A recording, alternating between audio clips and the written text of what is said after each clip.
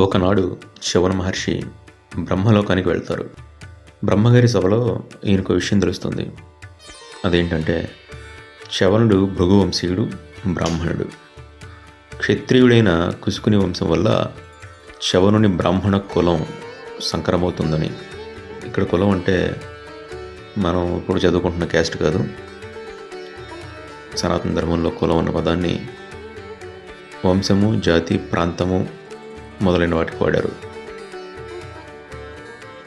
ఈ చ్యవనుని బ్రాహ్మణ కులం సంకరమవుతుందని, అంటే బ్రాహ్మణ క్షత్రియ వర్ణ సంకరం జరుగుతుంది అని తెలుస్తుంది. అందువల్ల ఆ కుశికుణ్ణి పరీక్షించదలిచి చ్యవన మహర్షి కుశిక మహారాజు దగ్గరకు వెళ్తారు. చ్యవన మహర్షి రాక విని కుశిక మహారాజు భార్యతో కలిసి వెళ్ళి మహర్షికి ఎదురెళ్ళి స్వాగతం చెప్పి ఆహ్వానించి ఓ మంచి ఆసనం మీద కూర్చోబెట్టి మహర్షితో, స్వామి, నేను, నా భార్య, నా పరివారం, నా ప్రజలు అందరం మీ సేవకులం. ఈ రాజ్యాన్ని మీరు పాలిస్తే మీ పాలనలో మేమంతా సుఖంగా ఉంటాము అని భక్తిగా చెప్తారు. దానికి మహర్షి, రాజా, మాకు రాజ్యకాంక్ష లేదు. నేనేదో తపస్సు చేసుకుంటూ తీర్థయాత్రలు చేస్తూ ఉన్నాను. ఇప్పుడు ఒక వ్రతం చేయాలని సంకల్పించుకున్నాను. నీ దగ్గరుండి నేను వ్రతం చేసుకుంటాను. నువ్వు, నీ భార్య నాకు వ్రతానికి కావాల్సిన ఏర్పాట్లు చేసి నాకు పరిచర్య చేస్తే చాలు అంటారు. రాజదంపతులు చాలా సంతోషించి, మాకు ఎంతకన్నా భాగ్యం ఉంది స్వామి అని పలికి మహర్షికి రాజభవనంలో రూమ్ కేటాయించి అక్కడ మహర్షి ఉండడానికి ఏర్పాట్లు చేస్తారు. ఇంతలో సాయంకాలం అవుతుంది. మహర్షి స్నానము, సంధ్యావందనం ఇవన్నీ ముగించుకుని సంతృప్తిగా భోజనం చేసి, రాజా, నాకు నిద్ర వస్తుంది, పడుకుంటాను. మీ దంపతులిద్దరూ క్షణం కూడా ఆపకుండా నేను నిద్రపోయేంతసేపు నా పాదాలు వత్తండి. అదే నాకు సంతోషం.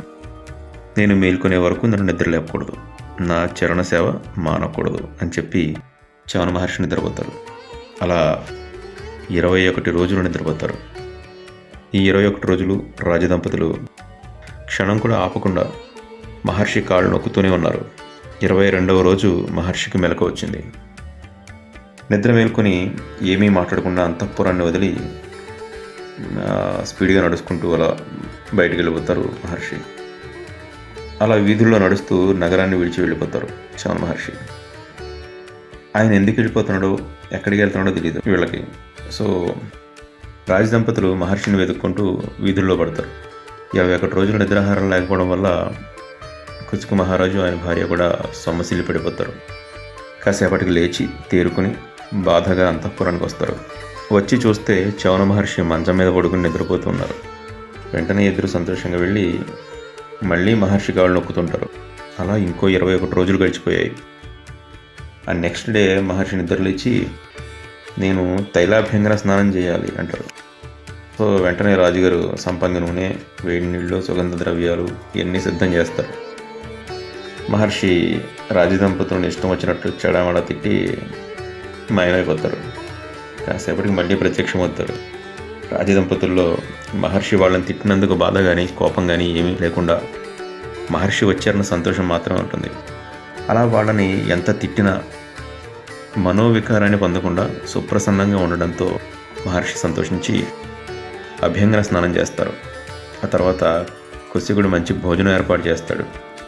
ఆ భోజనాన్ని యగాదిగా చూసి మళ్ళీ మాయమైపోతారు మహర్షి.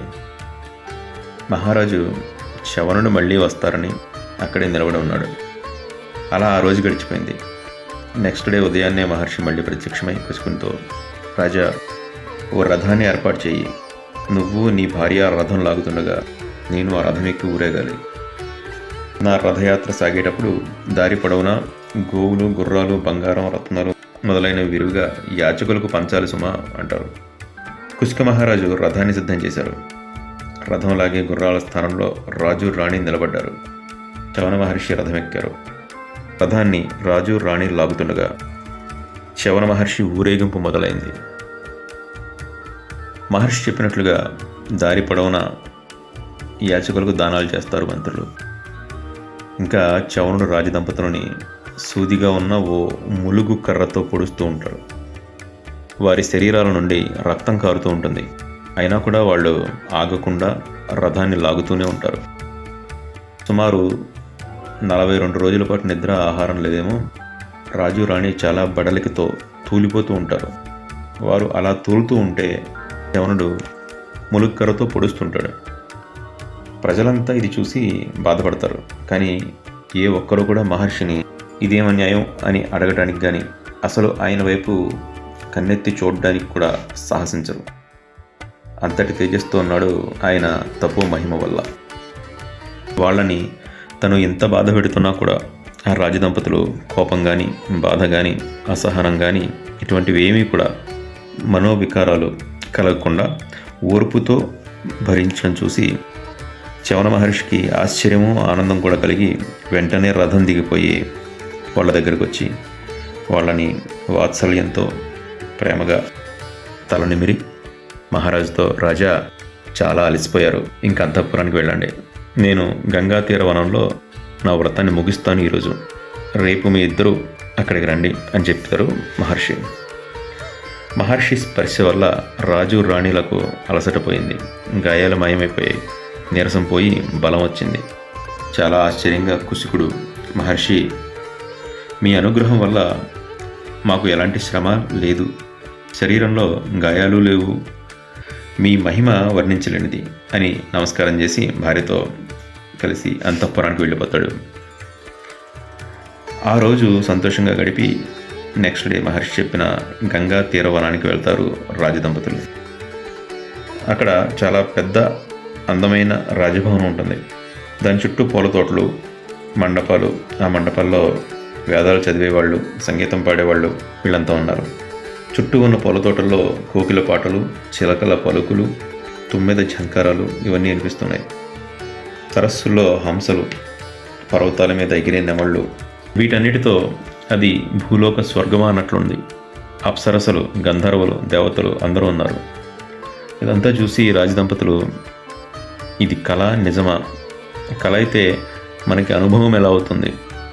కాదు, నిజమే, మనం స్వర్గంలోనికి వచ్చాం అనుకుంటూ ఆ భవనంలోకి వెళ్తారు.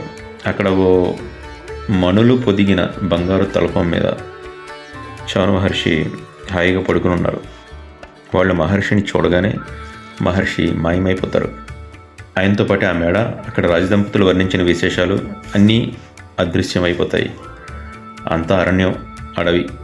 అడవిలో రాజు రాణి తిరుగుతూ ఓ చోట చూస్తే చెట్టు కింద దర్భచాప మీద కూర్చొని చవన మహర్షి జపం చేసుకుంటూ ఉంటారు. ఆ దృశ్యాన్ని చూసిన కుశికుడు భార్యతో, చూసావా దేవి, మహర్షి యోగబలం.